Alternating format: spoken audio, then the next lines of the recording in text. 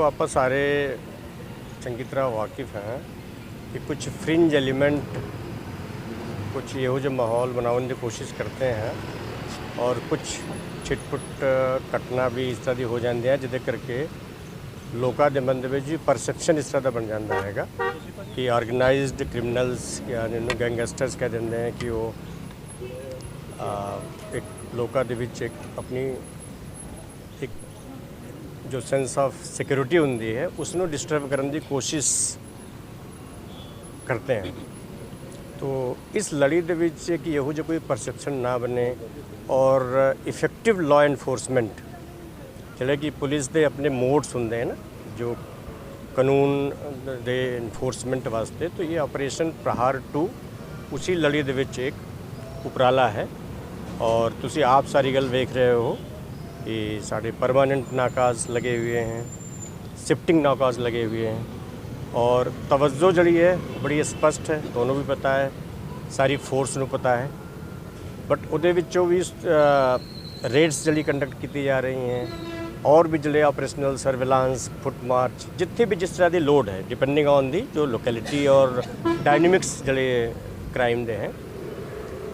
एक फोकस जड़ा साडा इस चीज़ से रहिंदा है कि जड़ी ये बिना नंबर प्लेट दी छोटी गड्डियां हैं, स्कूटर मोटरसाइकिल, तो ट्रिपल राइडिंग वाले जड़े जो भी की कहते मंडीर कहते हैं आप, तो शरारती अंसर जड़े हैं, चलो किसी भी एज ग्रुप दे हो सकते हैं, लेकिन चूँकि शरारती अंसर थोड़ा सा जड़े यंग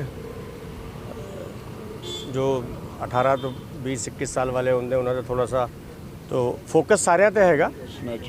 तो इस तरह की जिन्नी भी फोकस्ड जड़े अटेंशन है शिफ्टिंग नाका जिस वास्ते हैंगे कि किस एरिया के किस तरह का शिफ्टिंग नाका लगा करके किस तरह का इन्फोर्समेंट किया जाए, तो ये सारा का सारा अच्छे तरीके नाल चल रहा हैगा। और मैं जरा डेटा वगैरह है सारा SP साहब तुहानूं दस देंगे। काफ़ी कुछ लगभग 250 के आसपास रेड की गई हैं बेस्ड ऑन जो एक्शनेबल इन्फॉर्मेशन है, वो बड़ी सारी कामयाबी भी मिली हुई है। ऑर्गेनाइज्ड क्रिमिनल्स तो अलावा भी जड़े बाकी रूटीन दे क्राइम दे भी कुछ फड़न च रह जाते हैं, कुछ जिन्होंने आप POs कह देंगे हैंगे, तो बड़े सारे मतलब 206 के आसपास इस तरह की भी गिरफ्तारी हुई है। POs काफ़ी फड़े गए हैं और जिले प्रिवेंटिव एक्शन भी जो तुम इलाके के पेट्रोलिंग गश्त करते हो तो तमाम सारे सख्ती अंसर दोनों मिल जाते हैं। तो 200 तो भी ज़्यादा प्रिवेंटिव एक्शन किए गए हैं। तो ये जड़ा एक 2 दिन का जड़ा ये एक फोकस्ड जड़ा ऑपरेशन चल रहा है वो इस लड़े के है, लेकिन ये है जड़ा विजिबल है पुलिसिंग का, मतलब बड़े सारे तरीके होंगे हैं। तो विजिबल पुलिसिंग एक तरीका है, बाकी जड़ी प्रोफेशनल इनसाइड जड़े बैक एंड पे बड़ी टीम काम कर रही हैं, क्योंकि FIR दर्ज कर लेना तो ठीक है, FIR दर्ज होता है, गिरफ्तारी हो गई, बट सबूत इकट्ठा होना और थोड़ा सा जड़ी डायनेमिक्स जो ऑर्गेनाइज क्रिमिनल्स दी है कि ये फॉरेन दे विच बैठ करके फ़ोन कर देंगे, नंबर बदल लेंगे, तो ये सारी गल तो पूरी निगाह रखी जा रही है। और जो इंटरपोल है तो इंटरपोल दे नाल कोआर्डिनेट करके वो डिफरेंट मोड्स हैं, नोटिस होंगे हैं, रेड नोटिस है, ब्लू नोटिस है, जो आप लोकेशन के बारे क्लैरिटी नहीं होंगी है कि एक्सट्राडिशन के प्रोसैस है उन्होंने, क्योंकि हर चीज़ की कानूनी प्रक्रिया है। पंजाब पुलिस एक प्रोफेशनल पुलिस फोर्स है, जो ड्यू प्रोसैस है ना कि भारत के संविधान के जो कायदा कानून पंजाब पुलिस रूल्स का हैगा, तो जो अपने कुछ सर्कुलर स्टैंडिंग ऑर्डर्स हैं कि कोड ऑफ कंडक्ट है, उसके तहत उसके दायरे के रह करके काम करती है। जिले भी शरारती अंसर हैं उन्होंने ये गल समझनी चाहिए है कि मतलब पंजाब पुलिस का पेशेंस जड़ा है ना उसनों बियॉन्ड ए पॉइंट ट्रिगर करने की लोड़ नहीं है। तो क्योंकि आप एक प्रोफेशनल फोर्स के तौर पर काम करके एक फ्रिंज एलीमेंट जड़े हैं ना उन्होंने किसी गल से आप रिएक्ट करके कि पंजाब पुलिस अपना आकस और जो पंजाब की धरती है जितने गुरुआ पीरा की धरती है जिले की शांति के वास्ते हर टाइम काम करती है, पूरी दुनिया के शांति का संदेश देने वाली धरती है। तो आप सारे रल मिल करके सारा कोई भी गलत परसैप्शन ना बने, एवं र्यूमर फैला दी जाती है कि जी 1 लाख यूथ को पुलिस ने टारगेट किया है। देखो ड्यू प्रोसैस के काम किया जाता है, ये जड़िया गल्लां ने तो यदा मतलब है कि कोई ना कोई मतलब थोड़ा सा इंस्टिगेट करने की कोशिश करता है। ਸਰ ਇੰਨੇ ਐਫਰਟਸ ਤੋਂ ਬਾਅਦ ਵੀ ਪੰਜਾਬ ਦੇ ਵਿੱਚ ਜਿਹੜੀ ਗੋਲੀਬਾਰੀ ਦੀ ਹੈ ਉਹ ਘਟਨਾ ਵੱਧਦੀਆਂ ਜਾ ਰਹੀਆਂ ਨੇ, ਕਿਉਂ ਨਹੀਂ ਇਹਨਾਂ ਦੇ ਉੱਤੇ ਨੱਥ ਪੈ ਰਹੀ? ਆਏ ਦਿਨ ਸ਼ਰੇਆਮ ਗੋਲੀਆਂ ਚੱਲ ਰਹੀਆਂ ਨੇ, ਚਾਹੇ ਹੁਣ ਤਾਂ ਕਾਲਜਾਂ ਤੱਕ ਵੀ ਪਹੁੰਚ ਚੁੱਕਿਆ ਅਸਲਾ। ਨਜਾਇਜ਼ ਅਸਲੇ ਨੂੰ ਲੈ ਕੇ ਗੱਲ ਕਰੀਏ ਤਾਂ ਪੰਜਾਬ ਦੇ ਵਿੱਚ ਸ਼ਰੇਆਮ ਦਿਨ ਦਿਹਾੜੇ ਵੀ ਗੋਲੀਆਂ ਚੱਲ ਰਹੀਆਂ ਨੇ, ਕਤਲ ਹੋ ਰਹੇ ਨੇ, ਲੋਕ ਆਪਣੇ ਆਪ ਨੂੰ ਸੇਫ ਨਹੀਂ ਮਹਿਸੂਸ ਕਰ ਰਹੇ ਜੀ। ਪੁਲਿਸ ਦੇ ਐਫਰਟ ਤੋਂ ਬਾਅਦ ਇਹ ਕਿਉਂ ਹੋ ਰਿਹਾ ਜੀ? देखो आप ਜਿਹੜੀ ਗੱਲ ਤੁਸੀਂ ਕਹਿ ਰਹੇ ਹੋ थोड़ी एक गल मैं नहीं कहना कि तुसी ਜਿਹੜੀ ਗੱਲ बोल रहे हो ये एक फैक्ट नहीं हैगा, लेकिन तुसी इस चीज़ ਨੂੰ थोड़ा सा होर कहने वाला ਆਪਾਂ ਚੱਲੀਏ कि अमेरिका ਦੇ ਵਿੱਚ घटना नहीं हो रही है, कि कनाडा ਦੇ ਵਿੱਚ घटना नहीं हो रही है, दूजे स्टेट 'ਚ नहीं हो रही है, हरियाणा 'ਚ नहीं हो रही है। तो देखो एक सोशल मीडिया ਦੇ ਜਿਹੜਾ इको चैम्बर ਉਸ ਦੇ ਨਾਲ ਆਪਾਂ ठीक है कि चलो पुलिस ने और मुस्तैद होने की लोड़ है, उस बार यही सारा उपराला चल रहा है, ऑपरेशन प्रहार 2 इसी करके चल रहा है, 24/7 सारी गतिविधियाँ चल रही हैंगी। तो देखो थोड़ा सा मतलब घटना जी हैगी वो फैल ज़्यादा जाती हैगी। आपस में देखो कोई भी घटना होती है नाल दे नाल कार्रवाई होती हैगी, क्योंकि देखो डिपेंडिंग ऑन देखो बंदे की गिरफ्तारी होती हैगी। और जो लॉ इनफोर्समेंट का कोड ऑफ कंडक्ट है कि भाई जिथे नैसेसिटी है तो प्रोपोर्शनैलिटी है उत्थे यूज ऑफ फोर्स भी होंदा हैगा।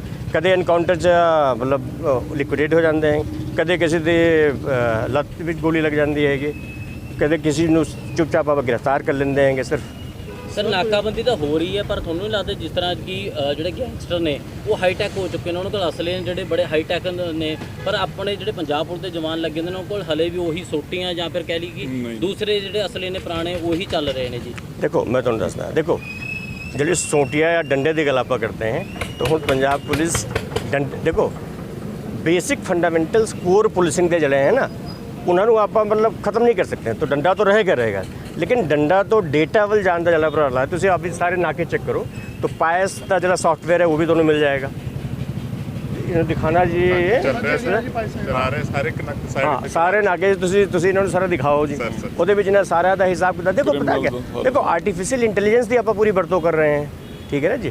क्वांटम फोरेंसिक दी गल्लां चल रही हैं, तो बैक एंड च बड़ी सारिया गल्लां हैं ਜਿਹੜੀ पंजाब पुलिस अपने आप ਨੂੰ पूरा मुस्तैद करके रख रही है। थोड़ा गैप रह जाता है, थोड़ा टाइम रह जाता है। सर इंटरपोल राही कितने दोषियों की सूची में देखो इस चीज़ दे राही देखो अब एग्जैक्ट फिगर तो देखो मैं हुण ऑफ हैंड मेरे को नहीं है कि बट इंटरपोल दे राही ਆਪਾਂ बड़े सारे केसेस ਦੇ ਵਿੱਚ ਜਿਹੜੇ ਸਿਲਵਰ ਨੋਟਿਸ ਜਿਹੜੀ ਨਵੀਂ ਆਈ ਹੋਈ ਹੈ, ਸਿਲਵਰ ਨੋਟਿਸ ਦੇ ਵਿੱਚ ਹੈਗਾ ਕਿ ਜਿਹੜੇ ਵਿਦੇਸ਼ਾਂ ਦੇ ਵਿੱਚ ਇਹਨਾਂ ਦੀ ਪ੍ਰਾਪਰਟੀ ਵਗੈਰਾ ਹੈਗੀ ਉਹਨਾਂ ਨੂੰ ਚਿੰਨ੍ਹਿਤ ਕਰਕੇ ਫਿਰ ਉਸ ਨੂੰ ਸਾਰਾ ਕਾਨੂੰਨ ਅਲਟੀਮੇਟਲੀ ਕਰਨਾ ਸਭ ਕੁਝ ਕਾਨੂੰਨ ਦੇ ਮੁਤਾਬਿਕ ਪੈਂਦਾ ਹੈ ਨਾ। ਜਦੋਂ ਉਹਨਾਂ ਨੂੰ ਚਿੰਨ੍ਹਿਤ ਕਰਨ ਦੇ ਉਪਰਾਲੇ ਚੱਲ ਰਹੇ ਹੈਗੇ, ਜਿਹੜੇ ਇਸਟੈਬਲਿਸ਼ਡ ਹੋ ਗਏ ਹੈ ਉਹਨਾਂ ਦਾ ਐਕਸਟ੍ਰੈਡੀਸ਼ਨ ਦਾ ਪ੍ਰੋਸੈਸ ਚੱਲ ਰਿਹਾ ਹੈਗਾ। ਬਟ ਡਿਊ ਪ੍ਰੋਸੈਸ ਹਰ ਜਗ੍ਹਾ ਹੈ, पूरी दुनिया के विच ड्यू प्रोसेस के तहत ही किया जाता है। ये गैंगस्टर्स ये जो फ्रिंज एलीमेंट्स हैं देखो ये पुलिस के बड़ी सारी ब्लैक शीप्स रही हैं जिले डिसमिस्ड रहे हैं, कुछ उन्होंने बच्चे हैंगे। तो थोड़ा एक गलतफहमी के अननेसेसरी एक सोशल मीडिया की दुरवरतों करके ना हाइप करने की कोशिश करते हैं। तो आप सारे ये अफेक्ट होने की कोई लोड़ नहीं है। पंजाब पुलिस पूरी तगड़ी है और पंजाब पुलिस का अपर हैंड पहले भी सीगी अगे भी रहेगा और आप सारे पंजाब में चढ़ती कला च रखेंगे। देखो मैं देखो गल देखो मैं वही कह रहा हाँ कि फिरौती काल इस तरह की गल जी हैगी, ठीक है। इस तरह इंसीडेंट होंगे कि आप सारे तगड़े रहने की लोड़ है। देखो एंटी गैंगस्टर हेल्पलाइन है वो पूरी वरतों करो जी, तुरंत पुलिस को इतला दो जी, पुलिस रिस्पॉन्ड करेगी और पूरी कार्रवाई की जाएगी। सर स्टेट के पीओ किन्ने अरेस्ट कर चुके? देखो पीओ की गिरफ्तारी का देखो मैं डेटा हूँ इस लेकर के तो नहीं आया, बट पीओ की ਆਪਾਂ ਜਿਹੜਾ ਫੋਕਸ ਜਿਹੜਾ ਹੈਗਾ ਜਿਹੜਾ ਕਿ ਦਿਸਦਾ ਨਹੀਂ ਹੈਗਾ, ਬਟ ਉਹ ਬੜੀ ਇਫੈਕਟਿਵ ਔਰ ਇਫਿਕੇਸਿਸ ਗੱਲ ਹੁੰਦੀ ਹੈ ਕਿ ਪ੍ਰਾਪਰਟੀ ਅਟੈਚਮੈਂਟ ਦਾ ਜਿਹੜਾ ਹੈਗਾ।